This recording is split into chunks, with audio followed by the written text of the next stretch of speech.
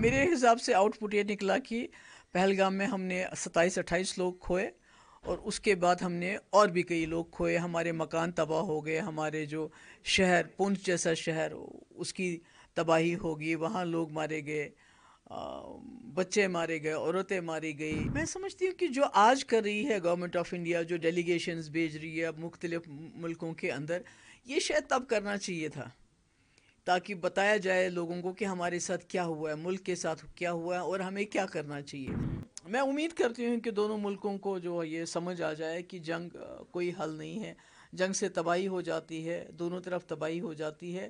جنگ صرف جو میڈیا چینلز ہیں ان کی ٹی آر پی بڑھا سکتی ہے۔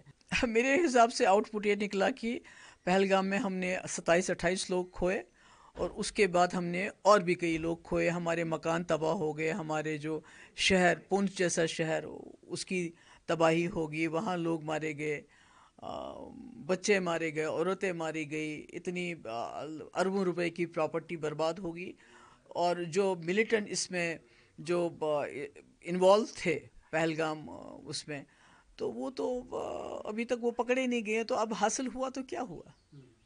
دونوں طرف سے جو نقصان ہوا ہے، اگر اس کی پہلے اس میں ذرا سا بھی سوچ ہوتی، ڈپلومیٹک ویز کو تھوڑا سا اسٹرانگ کیا جاتا ہے، آپ کو لگتا ہے شاید یہ نوبت نہیں آتی، ایک انا ایک غرور پر یہ سب ہوا۔ میں سمجھتی ہوں کہ جو آج کر رہی ہے گورنمنٹ آف انڈیا، جو ڈیلیگیشنز بھیج رہی ہے اب مختلف ملکوں کے اندر، یہ شاید تب کرنا چاہیے تھا تاکہ بتایا جائے لوگوں کو کہ ہمارے ساتھ کیا ہوا ہے، ملک کے ساتھ کیا ہوا ہے، اور ہمیں کیا کرنا چاہیے۔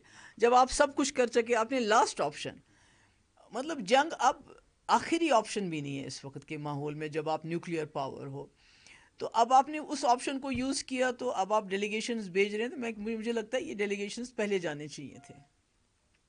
جو گورنمنٹ چاہے آج ہے یا پی ڈی پی کی، آپ کو نہیں لگتا ہر گورنمنٹ نے اپنی طرف سے اپنے ٹائم پہ کام کیا ہے، اور اس کی سرٹیفکیٹ دینے کی ضرورت نہیں ہے کہ آج پارلیمنٹ ڈیلیگیشن جائے کہ کشمیر کے لوگ ٹیررزم کے ساتھ نہیں ہیں؟ وہ میں نہیں کہہ سکتا، I don't want to comment on that, یہ تو بہت ہی بیہودہ بات ہے ایسا سوچنا بھی۔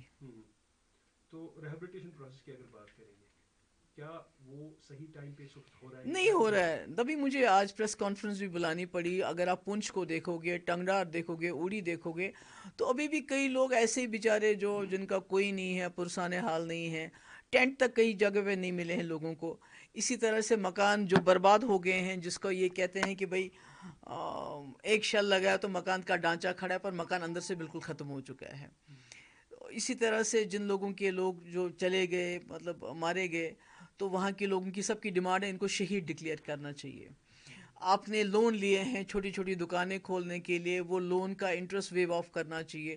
بینک آپ کو انشورنس نہیں دے رہے ہیں، وہ کہتے ہیں یہ وار ہے۔ نوکری ملنی چاہیے جن کے گھر کے لوگ جو اس میں شہید ہو گئے۔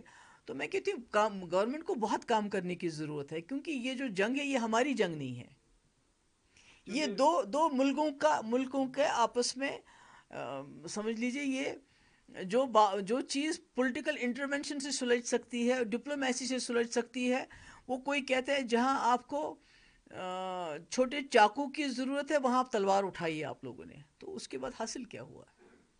کیونکہ اگر دیکھیں گے پہلگام انسیڈنٹ کو اتنا اب گھما پھرا کے پیش کیا جا رہا ہے کہ اس کو کہتے ہیں یہ پری پلاننگ تھا، نتیجہ یہ کہ کل چاہے جموں کشمیر میں یا جموں کشمیر سے باہر 7 سے 8 لوگوں کو اریسٹ کیا گیا جن کو سپاہی قرار دیا گیا۔ اس میں سے 2023 میں پاکستان میں ایک لڑکی کو دکھایا جا رہا ہے جیوتری ملہوترا، یہ پہلے پہلگام انسیڈنٹ سے کشمیر آئی تھی، اس کے بعد کچھ پلان ہوا ہے، یہ سمجھ نہیں آ رہا کس کون کس ویری انفارچونیٹ، میں جو دیکھ رہی ہوں اس کو جو ہو رہا ہے، جیسے یہی پروفیسر علی خان، کیا بولا انہوں نے، کیا کہا انہوں نے؟ صحیح تو کہا کہ جو کرنل قریشی کے بارے میں، صفیہ قریشی کے بارے میں جو اس منسٹر نے بات کہی وہ بہت غلط ہے، آپ بہت شور مچا رہے ہیں، مگر کم سے کم جن کو آپ مسلمانوں کو لنچ کرتے ہیں، جن کے گھر آپ توڑتے ہیں، جن کی مسجدیں آپ توڑتے ہیں، ان کے بارے میں بھی سوچیے تو کون سا گناہ کیا تھا اس نے کہ اس کو جیل میں ڈال دیا۔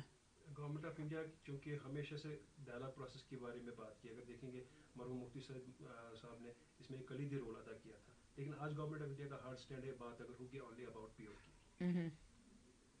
مجھے لگتا ہے کہ جو گورنمنٹ آف انڈیا ہے ان کو دیکھنا چاہیے اس وقت کہ واجپئی جی کا جو ڈاکٹرین ہے وہ سب سے زیادہ کامیاب رہا تھا۔ اس میں پہلی بار جنرل مشرف نے پاکستان میں کہا تھا کہ یونائٹڈ نیشن ریزولوشنز کو ہم الگ رکھ کے اب جموں کشمیر کے معاملے کا کوئی حل ڈھونڈیں گے، اور واجپئی جی نے کہا تھا انسانیت کے دائرے میں حل ڈھونڈیں گے. تو واجپئی جی نے کوئی جموں کشمیر کو اٹھا کے پاکستان کو نہیں دیا تھا.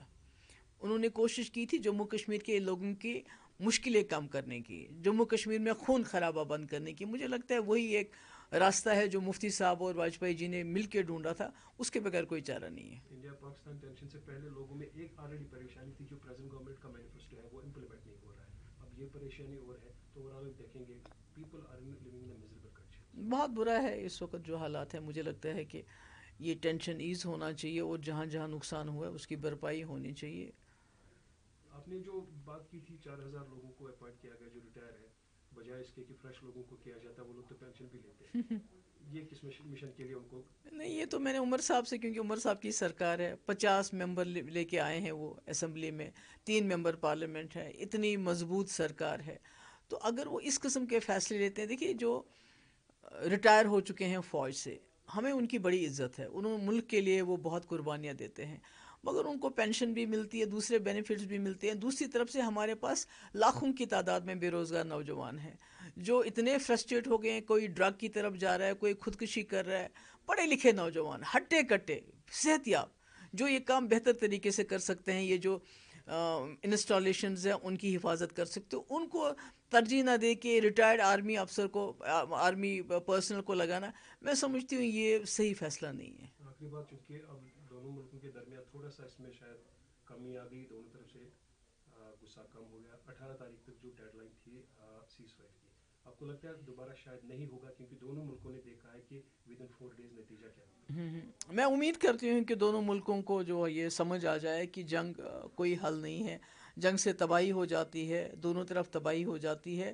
جنگ صرف جو میڈیا چینلز ہیں ان کی ٹی آر پی بڑھا سکتی ہے، مگر جو عام لوگ ہیں، خاص کر جو ہمارے جموں کشمیر کے لوگ ہیں، بارڈر کے لوگ ہیں، وہ اس میں تباہ اور برباد ہو جاتے ہیں. لیکن ٹسل ابھی بھی انڈس واٹر ٹریٹی پر ہے، جس میں عمر صاحب نے کوئی پروجیکٹ کی بھی بات کی تھی. دیکھیں عمر صاحب نے ایسا کیوں کہا، وہ کیوں ایسا چاہتے ہیں کہ اس وقت ان معاملوں کو اچھالا جائے جس سے آپس میں تناؤ بڑھے، مجھے معلوم نہیں وہ ایسا کیوں کہتے ہیں. مگر میرا یہ ماننا ہے کہ پہلی گورنمنٹ آف انڈیا نے 2019 میں 370 کو ختم کر کے پاکستان اور چائنا کو نزدیک لایا، جو ہمارے ملک کے لیے ٹھیک نہیں ہے. آج انہوں نے انڈس واٹر ٹریٹی کو سسپینڈ کر کے چائنا کا، میں نے ابھی ایک خبر سنی کہ جو محمد ڈیم ہے پختونخوا میں، اس میں وہ جلدی کر رہے ہیں. یعنی آپ موقع دے رہے ہیں چائنا کو اور زیادہ نزدیک، چائنا اور پاکستان کو اور زیادہ نزدیک آنے کا، تاکہ جو انڈس واٹر ٹریٹی سے نقصان ہوتا ہے اس کی کہیں نہ کہیں بھرپائی ہو. تو مجھے لگتا ہے کہ یہ شاید جو پالیسی ہے اس قسم کی، جس سے کانفلکٹ زیادہ بڑھتا ہے، مجھے لگتا ہے یہ صحیح نہیں ہے.